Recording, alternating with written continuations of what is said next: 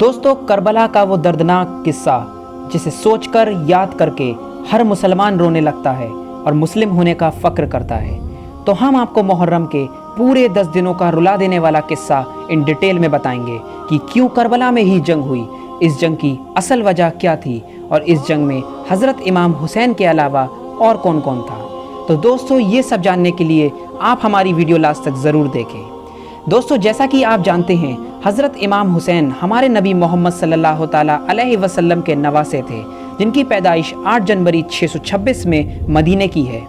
جب نبی کے وصال کے بعد دشمن حضرت امام حسین پر دباؤ بنانے لگا کہ وہ اس وقت کے زبرن خلیفہ بنے، یزید کا ہر حکم مانے اور اس کی بیعت لے، لیکن حسین اپنے بڑے بھائی کے دنیا سے چلے جانے کے بعد امام تھے۔ یزید چاہتا تھا کہ حسین اگر اس کے ساتھ آ جائیں تو پورا اسلام اس کی مٹھی میں آ جائے گا اور پھر جو وہ چاہے وہ کر سکے گا، لیکن حضرت امام حسین نے اس کی بیعت کو انکار کر دیا، کیونکہ یزید ایک ایسا انسان تھا جو ہر وہ کام کرتا جو اسلام میں حرام ہے۔ اس لیے اپنے دین کے خاطر حسین نے حق کا راستہ چنا اور اس کے بعد یزید نے حسین کا قتل کرنے کا سوچا۔ جب حسین کو یہ پتہ چلا کہ یزید بغاوت کرنا چاہتا ہے تو انہوں نے مدینہ شہر چھوڑ دیا، کیونکہ وہ نہیں چاہتے تھے کہ ان کے نانا کے شہر میں خون خرابہ ہو، اور وہ اپنے کچھ چاہنے والوں کے ساتھ مکہ چلے گئے، جہاں وہ قریب 4.5 مہینے رکے۔ جب حج کا وقت آیا تو ان کو پتہ چلا کہ دشمن حاجیوں کے روپ میں یہاں آئے ہوئے ہیں اور ان کو شہید کر سکتے ہیں، تو انہوں نے مکہ میں امن و سکون کے لیے کوفہ شہر جانے کا فیصلہ کیا، کیونکہ وہاں حضرت علی کے وفادار لوگ تھے اور وہ حسین کو وہاں بلا رہے تھے۔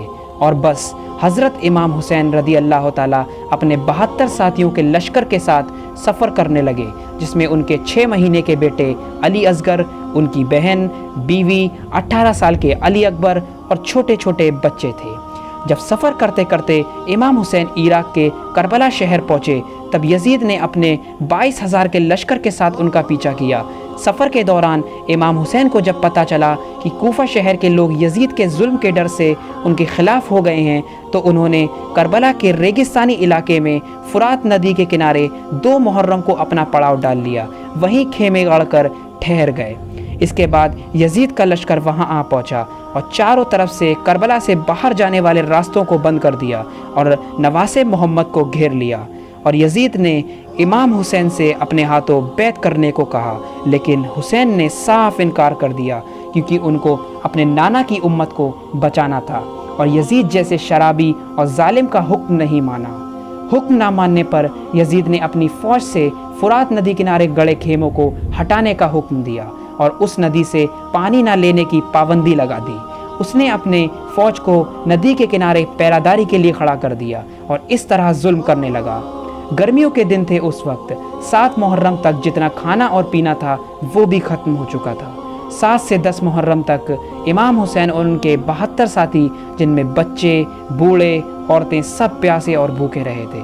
آپ ذرا سوچیں، ایک روزے میں پیاس سے بے حال ہو جاتا ہے انسان۔ میرے نبی کے نواسے اس کربلا کے ریگستانی علاقے میں، جہاں گرمی بے تحاشا پڑتی ہے، 3 دن یعنی 72 گھنٹے پیاسے رہے۔ اور یہی نہیں، ان کے 6 مہینے کے بیٹے علی اصغر بنا دودھ کے رہے، کیونکہ آپ کی ماں کا دودھ پیاس کی وجہ سے خشک ہو گیا تھا۔ 9 محرم تک امام حسین جنگ ٹالتے رہے اور ان کے پاس شہادت کے علاوہ کوئی دوسرا راستہ نہیں تھا۔ 9 محرم کی رات امام حسین نے سب کو اکٹھا کرا اور اپنے سبھی ساتھیوں، رشتہ داروں سے کہا کہ میں کسی کے ساتھیوں کو اپنے ساتھیوں سے زیادہ وفادار نہیں سمجھتا۔ کل کے دن ہمارا دشمنوں سے مقابلہ ہے، ادھر لاکھوں کی فوج ہے، تیر ہیں، تلوار اور جنگ کے سبھی ہتھیار ہیں، ان سے مقابلہ مطلب جان کا بچنا بہت ہی مشکل ہے۔ میں تم سب کو باخوشی اجازت دیتا ہوں کہ تم یہاں سے چلے جاؤ، مجھے تم سے کوئی شکایت نہیں ہوگی، میں نانا سے کہہ کر تمہیں جنت دلوا دوں گا۔ بس اس کے بعد چراغ بجھا دیے۔ اندھیرا اس لیے کر دیا گیا تاکہ جو چاہے وہ چلا جائے۔ اندھیرے میں امام حسین نے کہا، یہ لوگ صرف میرے خون کے پیاسے ہیں، یزید کی فوج اسے کچھ نہیں کہے گی جو میرا ساتھ چھوڑ کے جانا چاہے گا۔ کچھ دیر بعد روشنی پھر سے کر دی گئی، لیکن ایک بھی ساتھی حسین کا ساتھ چھوڑ کر نہیں گیا۔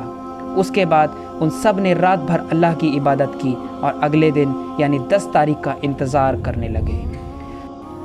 دوستو، حسین کے 6 مہینے کے ننھے اصغر پیاس سے بے حال تھے، تو حسین سے رہا نہ گیا اور وہ علی اصغر کو اپنی گود میں یزید کے لشکر کے پاس لے گئے اور بولے کہ تمہاری دشمنی مجھ سے ہے، اس معصوم نے تمہارا کیا بگاڑا ہے؟ اس کو 2 بوند پانی مل جائے تو شاید اس کی جان بچ جائے۔ لیکن فوج یہ سن کر ہنسنے لگی، اور یزید نے حرملہ نام کے شخص کو حکم دیا کہ اس بچے کو ختم کر دو، اور اس نے 3 دھار کا تیر جو ہاتھیوں کو مارنے کے لیے ہوتا ہے کمان سے چلا دیا، اور وہ جا کر علی اصغر کی گردن پر لگا۔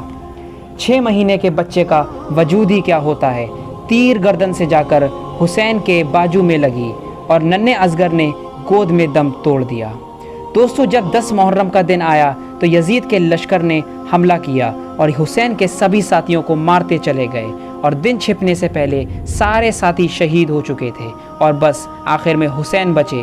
پھر حسین نے اپنی تلوار سے جہاد کیا اور تمام یزید کی فوج کو شکست دیتے چلے گئے، بلکہ ایک وقت ایسا بھی آیا کہ دشمن ڈرنے لگے تھے کہ یہ حضرت علی کا خون ہے اور امام حسین سے لڑنا اتنا آسان نہیں۔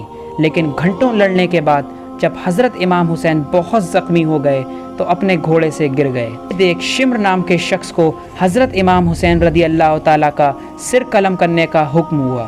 جب شمر نے حسین کا سر تن سے جدا کیا تو ان کا سر سجدے میں تھا، یعنی نماز کی حالت میں، اور اس طرح امام حسین نے اپنے نانا کے دین کی خاطر اور اسلام کو بچانے کے لیے اپنی شہادت دی۔ اور کہا جاتا ہے کہ قیامت کے دن تک حسین نماز میں ہیں، اور میدان محشر کے دن سب لوگ الگ الگ انداز میں اٹھیں گے، لیکن میرے حسین سجدے سے اٹھیں گے۔